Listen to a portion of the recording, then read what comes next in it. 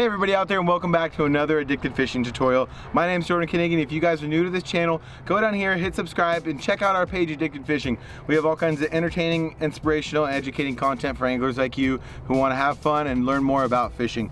Today we're doing a really cool educational piece on one of my favorite setups, the old eggs and bacon trick. So if you guys want to learn more about how to use this eggs and bacon and how to catch more salmon and steelhead, stay tuned. It's coming at you right now.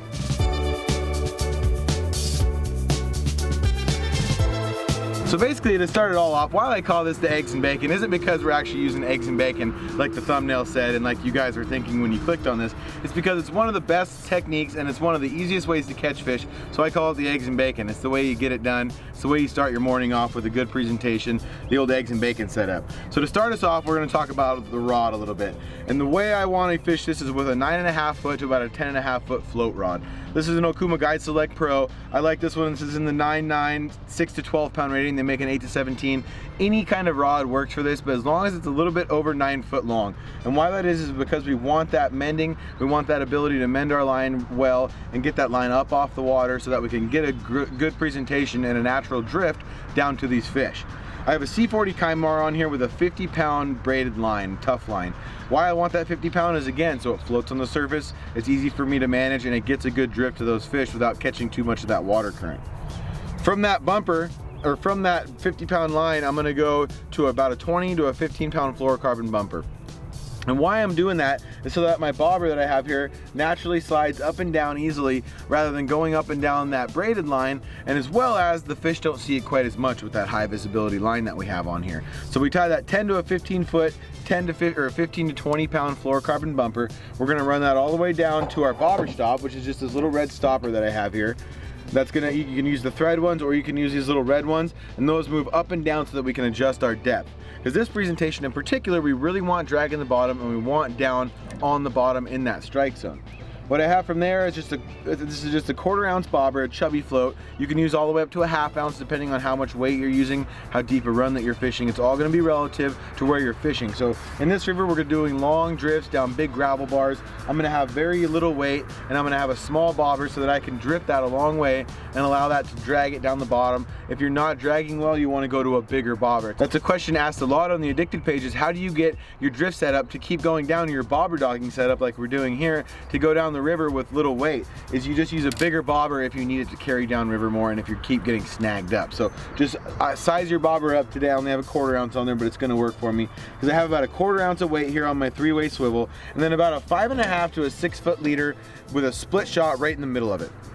And I'm gonna go with the number 4 size split shot here today. I use it because it gets you down and it keeps you in the strike zone when you have a lot of alternating depth. If you're going from the top of the run, which is gonna be 3 feet deep, the bottom of the run is 6 feet deep as you fish through, you want something that's gonna make up for that 2 to 3 feet, but that's not gonna get snagged really easily, which that smaller piece of split shot is just that. So now down to the business end, and this is why I call this the eggs and bacon setup. Really, it's because one of my favorite beads is just the mottled bead from Trout Beads, and it really kind of resembles the color of bacon, if you guys wouldn't disagree. So this is my bacon end of the setup. The fish eggs, the roe, is gonna be the actual egg part of that setup. So what I've done here is I've just taken a number 12 or number 10, you can go all the way down to 6, all the way up to 14, just depending on what you wanna do. But I stick with a little bit smaller bead when running this egg presentation so that it's not hindering the presentation at all. It's not floating it up too far. So I have that with just a little bead knot wrapped around that. You can use a toothpick, you can use a rubber stopper, whatever you want to keep that there. Then I'm gonna do about 4 finger lengths all the way down to my egg loop on a number 2 mustad hook. And this works perfect. You don't want to really, you can go all the way up to a size 1. You can use red, you can use normal colors, but a size 2 to a size 1 is perfect for this because for these steelhead that we're fishing right now, we're not going to be using very big baits. We just want something on there. And a lot of times, all we want is that white piece of the skein on there. So what I'm going to show you here is about the proper size bait that you want. And these eggs are a little bit goopy, but that's all right because I want a skeiny egg for this setup because a lot of times, like I just mentioned, the skein, just that plain skein that's left from your eggs is really what's going to attract those fish the most. So you can either have these little bit sloppier eggs or a little bit tackier eggs. Either way they work good, but the key is to not use too big of a bait. So I'm going to go here with my bacon side of the setup. I'm going to add my eggs. All I'm going to do is I'm going to hold that hook right there. I'm going to push that bait loop back up and under there. I'm going to hook through that skein 2 or 3 times, just like so. I want to run that bait loop right around the thickest part of that bait, and then just slowly pull down until it grabs onto that. And now you guys can see right off the bat why that's going to be so fishy. The eggs and bacon in the flesh right here.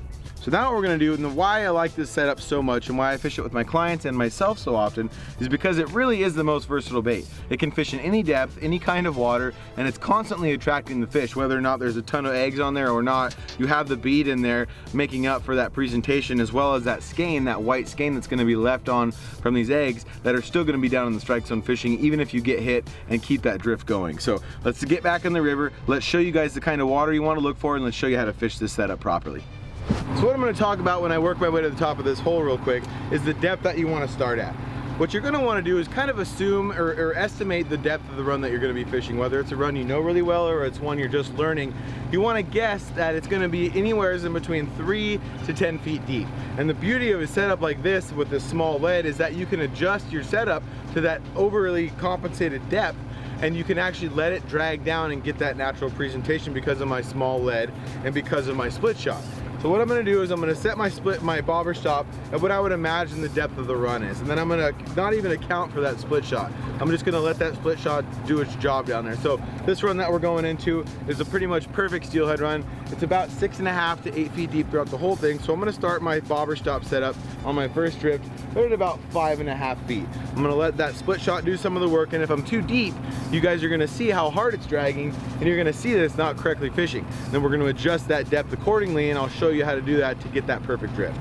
Okay, so what I'm going to do to start this drift, if I'm on the bank or if I'm in the boat, is I'm not going to cast too far up.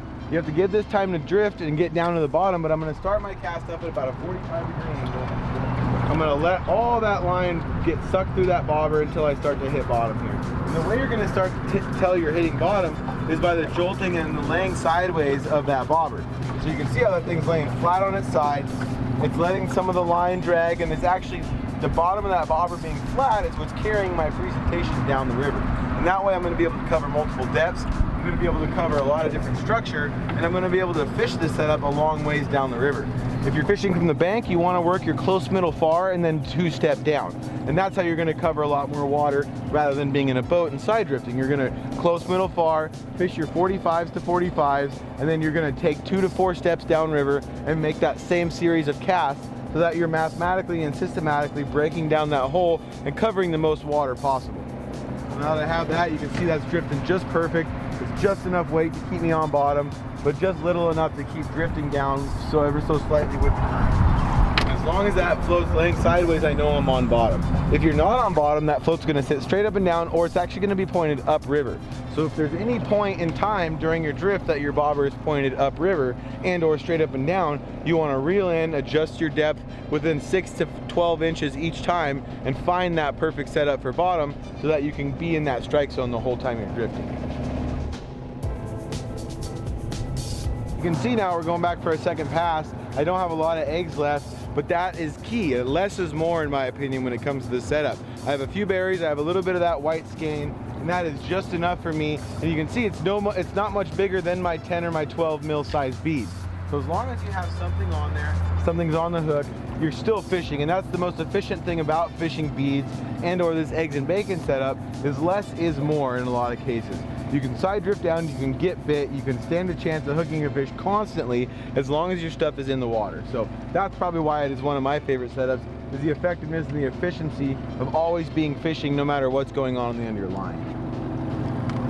Alright everybody, so to wrap it all up for you today, is basically what we're talking about here with the eggs and bacon is your typical bead setup with a little bit of bait added, whether it be any kind of eggs, roe, shrimp, anything like that. But I like to have a good double presentation for these fish any time of year, and it works fantastic having that little bit of bait and a little bit of artificial out there, again because of the effectiveness of how you're always in the water and fishing.